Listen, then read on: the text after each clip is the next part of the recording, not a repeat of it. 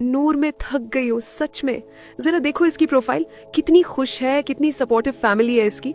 और एक मेरी किस्मत है, जहाँ देखो वहाँ मसले, कभी घर वालों की चिकचिक, कभी रिश्तेदारों के ताने। आखिर मेरे ही नसीब में ये टॉक्सिक लोग क्यों लिखे हैं? अल्लाह मुझे ही क्यों टारगेट करता है हर बार? रिदा, संभालो खुद को।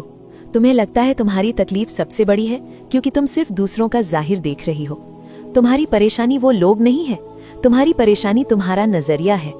क्या तुमने कुरान की वो आयत कभी गौर से पढ़ी है जहां अल्लाह ने बताया है कि ये बुरे लोग तुम्हारी जिंदगी में क्यों हैं? क्या मतलब? कुरान में इसके बारे में भी लिखा है? हाँ, रुको, मैं तुम्हें समझाती हूँ कि ये इम्तिहान दरअसल है क्या। देखो, हम अक्सर सोचते हैं कि अगर अल्लाह हमसे राजी होता तो हमारी जिंदगी फूलों की तरह आसान होती, लेकिन हकीकत इसके बिल्कुल उलट है।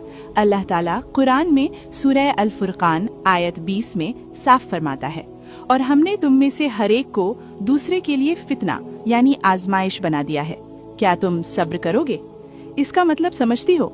ये जो तुम्हारे आसपास मुश्किल लोग हैं, वो शौहर जो बात नहीं समझता, वो सास जो ताने देती है, वो दोस्त जो धोखा दे गया, ये सब तुम्हारी जिंदगी में गलती से नहीं आए।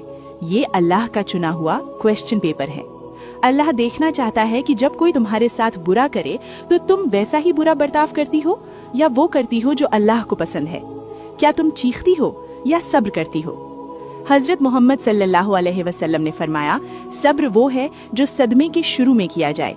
अगर सब कुछ बिखरने के बाद हमने शोर मचा दिया और फिर बाद में चुप हुए तो वो मजबूरी है, सब्र नहीं। याद रखो, हीरा भी तभी चमकता है जब उसे घसा जाता है।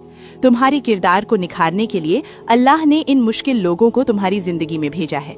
वो तुम्हें तकलीफ दे रहे हैं ताकि तुम्हारा दर्जा यानी रैंक अल्लाह की नजर में बढ़ जाए। तो अगली बार जब कोई दिल दुखाए तो उसे दुश्मन मत समझो, ये सोचो कि ये एक जरिया है मुझे जन्नत के करीब ले जाने का। सवाल ये नहीं कि वो क्या कर रहे हैं, सवाल ये है कि तुम्हारा जवाब क्या है। अल्लाहु अकबर, मैं उन्हें अपनी बदकिस्मती समझ रही थी जबकि वो मेरी आजमाइश थे। मतलब मेरा असली इम्तिहान ये है कि मैं पलटकर जवाब ना दूं, बल्कि अपने किरदार को ऊंचा रखूं। बिल्कुल, अल्लाह आजमाता उसी को है जिसे वो करीब करना चाहता है। अगर आपकी जिंदगी में भी ऐसे लोग हैं जो आपके सब्र का इम्तिहान लेते हैं तो मायूस ना हो, आप अल्लाह की नजर में खास हैं। अल्लाह हम सबको मुश्किल वक्त में बेहतरीन सब्र करने की तौफीक दे। कमेंट में दिल से आमीन लिखें।